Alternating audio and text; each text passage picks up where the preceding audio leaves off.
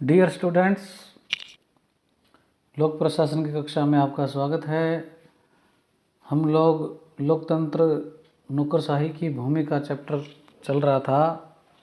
इस अध्याय में हम लोगों ने नौकरशाही और लोक सेवा के बीच क्या अंतर है या क्या इनके अर्थ हैं, उसकी अर्थ और परिभाषाएं नौकरशाही की पढ़ी थी। और उसमें हमने क्या है, जो अर्थ है उसका परंपरावादी जो विचारधारा है उसके अनुसार क्या है, और आधुनिक जो विचारधारा है उसके अनुसार नौकरशाही का क्या अर्थ है, ये पढ़ा था। इसके पश्चात हम लोगों ने एफ.एम. मार्क्स के नौकरशाही के संबंध में जो विचार हैं उनके बारे में पढ़ा। फिर हम लोगों ने एफ.एम. मार्क्स के अनुसार नौकरशाही की जो प्रकार हैं उसके बारे में पढ़ा। उसके पश्चात हमने मैक्स वेबर के क्या है नौकरशाही के सत्ता के जो 3 शुद्ध रूप हैं, और जो नौकरशाही का मैक्स वेबर के अनुसार आदर्श प्रतिमान जो है, आइडियल मॉडल है, उसके बारे में पढ़ा। आज हम नौकरशाही की जो भूमिका है उसके बारे में पढ़ते हैं, रोल ऑफ ब्यूरोक्रेसी।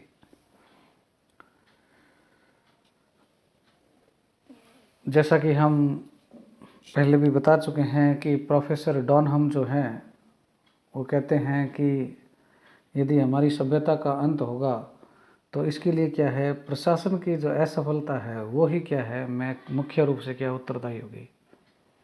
यानी सभ्यता अगर नष्ट हो जाती है तो इसका श्रेय जो है वो प्रशासन की असफलता को मिलेगा। अर्थात सभ्यता का अस्तित्व जो है वो प्रशासन की सफलता पर टिका हुआ है। समाज में व्यवस्था को बनाए रखने, उसे एकता के सूत्र में बांधने और उसको विकास की गति देने में प्रशासन तंत्र या नौकरशाही जिसको हम कहें वो बहुत ज़्यादा महत्वपूर्ण भूमिका निभाती है। इसकी भूमिका को हम निम्न बिंदुओं के माध्यम से भी क्या व्यक्त कर सकते हैं। पहली जो इसकी भूमिका है वो है योजना के निर्माण में भूमिका है।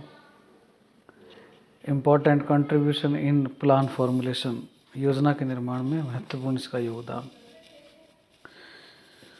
नौकरशाही के अधिकारी जब तक देश की योजना को बनाने के लिए आंकड़े और सूचनाओं का संकलन नहीं करेंगे तब तक किसी भी योजना को अंतिम रूप नहीं दिया जा सकता। योजनाओं का महत्व न केवल आर्थिक दृष्टि से है बल्कि उसमें भावी प्रशासनिक नीतियां और कार्यक्रमों का विवरण भी देखने को मिलता है। कोई भी योजना होगी ना तो उसमें आपको क्या है, उस योजना से क्या है, हमारी जो इकोनॉमिक कंडीशन है उसका पता लगता है। उसके अलावा जो हमारा क्या विज़न है, क्या हमारी भावी नीतियां और कार्यक्रम हैं, वो भी क्या है योजना के माध्यम से पता लगता है।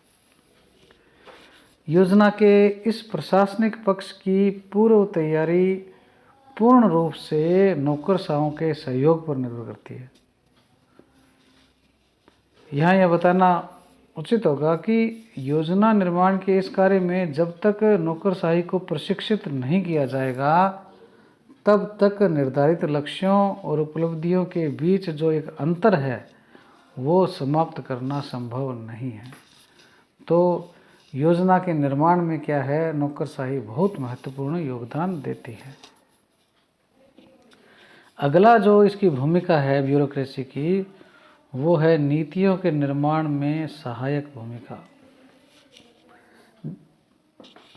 सभी लोकतांत्रिक देशों में शासन की नीतियों का निर्माण राजनीतिज्ञों के द्वारा किया जाता है, ये हम पढ़ चुके हैं। क्योंकि जो सरकार है, पॉलिटिशियंस जो हैं वो क्या है, पॉलिसी मेकर होते हैं। नीति निर्माण का यह कार्य राजनेताओं के द्वारा तब तक नहीं किया जा सकता जब तक क्या है उसको क्या है नौकरशाही का सहयोग न मिले। क्यों? क्योंकि नीतियों के निर्माण के लिए आवश्यक तथ्य, सूचनाएं, आंकड़े और जो तकनीकी शब्दावली जो है वो नौकरशाही द्वारा क्या है उनको, राजनीतिज्ञों को, नीति निर्माताओं को उपलब्ध करवाई जाती है। तकनीकी विषयों पर नीति निर्माण या कानून के निर्माण के लिए वे पूर्णतः क्या है विशेषज्ञों पर निर्भर करते रहते हैं, अर्थात नौकरशाहों पर निर्भर करते हैं। जो टेक्निकल मामले हैं या लीगल कानून से संबंधित मामले जो हैं उन पर कोई योजना या नीति निर्माण करना हो तो उसके लिए क्या है राजनीतिज्ञों की समझ इतनी नहीं होती कि वो इसको क्या कर सके। इसलिए ऐसे मामलों में क्या है वो पूर्णतः क्या है एक्सपर्ट जो ब्यूरोक्रेट्स हैं उन पर डिपेंड रहते हैं। लोकतांत्रिक देशों में लोक प्रशासन और नौकरशाही जो है वो राजनेताओं की क्या है प्रमुख परामर्शदाता मानी जाती है। आधुनिक प्रबंध तकनीक के विशेषज्ञों और नीति विज्ञान के जो विशेषज्ञ हैं उनके द्वारा नौकरशाही के इस कार्य पर क्या है बहुत ज़्यादा बल दिया जा रहा है। तो इस प्रकार से नीतियों के निर्माण में नौकरशाही क्या है सहायक की भूमिका निभाती है। इसके पश्चात तीसरा जो उसकी भूमिका है नीतियों और योजनाओं के क्रियान्वयन अर्थात निष्पादन में भूमिका। सरकार के द्वारा जो निर्धारित नीतियां हैं उसके द्वारा जो बनाई गई योजनाएं हैं उसके निष्पादन या उसके क्रियान्वयन की जो मूल जिम्मेदारी है वो नौकरशाही पर है। देश को आर्थिक विकास के मार्ग पर अग्रसर करने के लिए यह ज़रूरी है कि योजनाओं और नीतियों का जो निष्पादन है वो नौकरशाही के द्वारा पूर्णतः क्या है प्रभावी तरीके और निष्ठा से किया जाए। सभी आयोगों और विभिन्न प्रशासनिक सुधार समितियों ने यह अनुभव किया है कि योजनाओं के लक्ष्य को क्रियान्वित करने के लिए नौकरशाही में जिस कौशल गुण और निष्ठा की ज़रूरत होती है उसके विकास पर क्या पर्याप्त ध्यान नहीं दिया जा रहा है। भारत में सामाजिक आर्थिक और राजनीतिक न्याय के संवैधानिक आदर्शों को साकार करने की मूल जिम्मेदारी नौकरशाही पर ही है। तो जो नीतियां और योजनाएं हैं उनके निष्पादन में नौकरशाही की एक संपूर्ण भूमिका है और इसके लिए क्या है उनका विकास जो है डेवलपमेंट जो है उनमें कौशल जो है उसका विकास करना क्या है बहुत ज़रूरी है। अगली जो भूमिका है वो है नियमों की व्याख्या। हम लोग कार्यपालिका के अंतर्गत पढ़ चुके हैं। कार्यपालिका की जो भूमिका और कार्य हैं विधायिका के मामले में भी हम पढ़ चुके हैं। डेलीगेटेड लेजिस्लेशन प्रदत्त व्यवस्थापन या प्रदत्त विधायन उसके अंतर्गत क्या होता है कि नौकरशाही को क्या है नियम निर्माण की क्या है व्यापक शक्तियाँ व्यवस्थापिका के द्वारा स्वीकृत की जाती है। एक्ट तो क्या है विधायिका या व्यवस्थापिका पास कर देती है। उस एक्ट के बाद में रूल्स बनते हैं। वो जो रूल्स हैं वो रूल्स क्या है नौकरशाही के द्वारा या कार्यपालिका के द्वारा क्या है तैयार किए जाते हैं। अपने इस अधिकार के अंतर्गत नौकरशाही क्या है विभिन्न अधिनियमों के क्रियान्वयन से पूर्व व्यापक नियम बनाती है। आवश्यकता होने पर उन नियमों की क्या व्याख्या करती है और उनके अनुसार क्या है अधिनियमों की जो भावना है उसको क्या है वो मूर्त रूप या साकार रूप देती है। इस प्रकार से क्या है एक्ट के उपरांत जो नियम बनाए जाते हैं वो क्या है उसमें नौकरशाही क्या है उसमें अपना महत्वपूर्ण भूमिका निभाती है। इसके पश्चात अगली जो भूमिका है वो है सामाजिक परिवर्तन और आधुनिकीकरण की प्रेरक as a motivator of social change and modernisation. बदलती हुई सामाजिक परिस्थितियों सामाजिक मूल्यों आवश्यकताओं को पहचान कर उसके अनुरूप आधुनिक समाज का निर्माण करना नौकरशाही की प्रमुख जिम्मेदारी है। आज जब अनेकों अनेक कार्य सरकार ने अपने हाथ में ले लिए हैं तब समाज के समस्त वर्गों के हितों का संरक्षण उनका अभिवर्धन और उन्नयन की जिम्मेदारी नौकरशाही को वहन करनी है।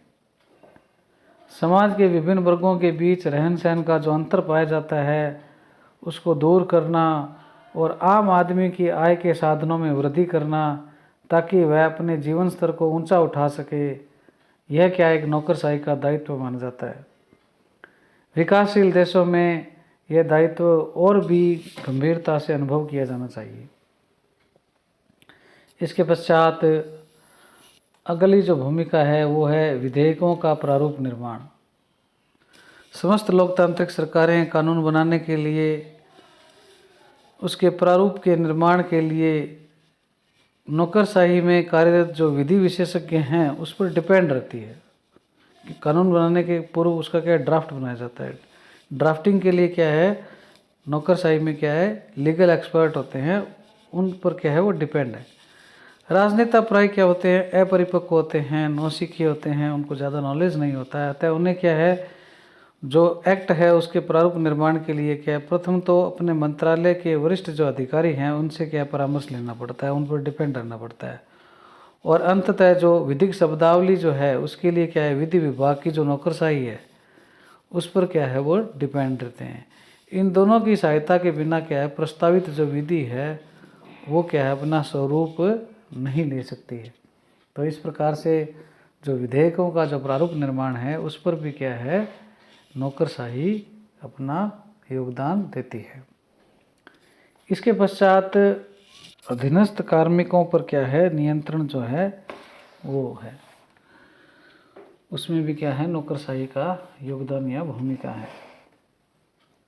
नौकरशाही के उच्चाधिकारी जो होते हैं वो न केवल राजनेताओं के प्रमुख परामर्शदाता होते हैं बल्कि वो प्रशासन की जो अधीनस्थ इकाइयाँ हैं उनमें जो कार्यरत अधिकारी हैं, कर्मचारी हैं, उन पर भी क्या है वो नियंत्रण रखते हैं। किसी भी विभाग की नीतियों का क्रियान्वयन मुख्यालय से लेकर उस विभाग के निम्नतम स्तर पर कार्यरत कर्मचारियों की कुशलता, योग्यता, दक्षता और निष्ठा पर निर्भर करता है। आम आदमी राजस्व विभाग के पटवारी के संपर्क में आता है, न कि राजस्व मंत्री या राजस्व सचिव या जिला कलेक्टर के। अतः प्रशासन के उच्चतम स्तर पर कार्यरत अधिकारियों का यह अनिवार्य और स्वाभाविक दायित्व हो जाता है कि वे प्रशासन के अधीनस्थ इकाइयों में कर्मचारियों को नियंत्रित कर अनुशासित और निष्ठापूर्ण सेवा के लिए क्या है प्रेरित करें। इसके पश्चात अगली जो भूमिका है वो है प्रतिद्वंदी हितों के बीच कुशल समन्वय।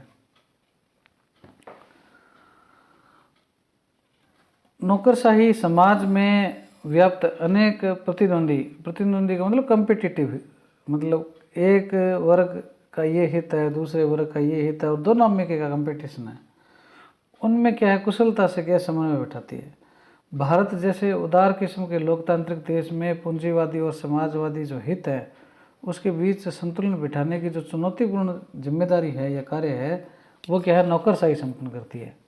क्योंकि हमने मिश्रित अर्थव्यवस्था को हमारी आर्थिक नीतियों के आधार पर स्वीकार किया है। भारतवर्ष में विभिन्न संप्रदाय, जातियां, धर्म, भाषाएं, प्रांत और उनके जो हित हैं उनके बीच में समन्वय करना नौकरशाही अपना क्या है अनिवार्य और स्वाभाविक दायित्व समझती है। इस प्रकार से क्या है प्रतिद्वंदी हितों के बीच क्या है नौकरशाही कुशल समन्वय करती है। अगला जो भूमिका है वो है प्रशासकीय न्यायाधिकरण का संचालन। वर्तमान में सरकार में जो कार्यरत कर्मचारी हैं उनके सेवा विषयक जो विवाद हैं उनके समाधान के लिए क्या है अलग से क्या है प्रशासकीय न्यायाधिकरणों की स्थापना की गई है। इन न्यायाधिकरणों में कार्मिक विवादों को प्रारंभिक रूप से क्या सुना जाता है। ऐसे विवादों को सामान्य न्यायालय का क्षेत्राधिकार से अलग कर दिया गया है। इन न्यायाधिकरणों में क्या होते हैं वरिष्ठतम प्रशासनिक अधिकारी जो होते हैं उनको क्या न्यायाधीश नियुक्त किया जाता है और इस प्रकार से क्या है ये एक कानूनी कार्य जो है वो नौकरशाही के क्या है हाथ में आ गया है कि नई जिम्मेदारी आ गई है। यानी अब लीगल कार्य जो हैं फैसले जो हैं वो क्या है नौकरशाही के हाथ में आ गए हैं।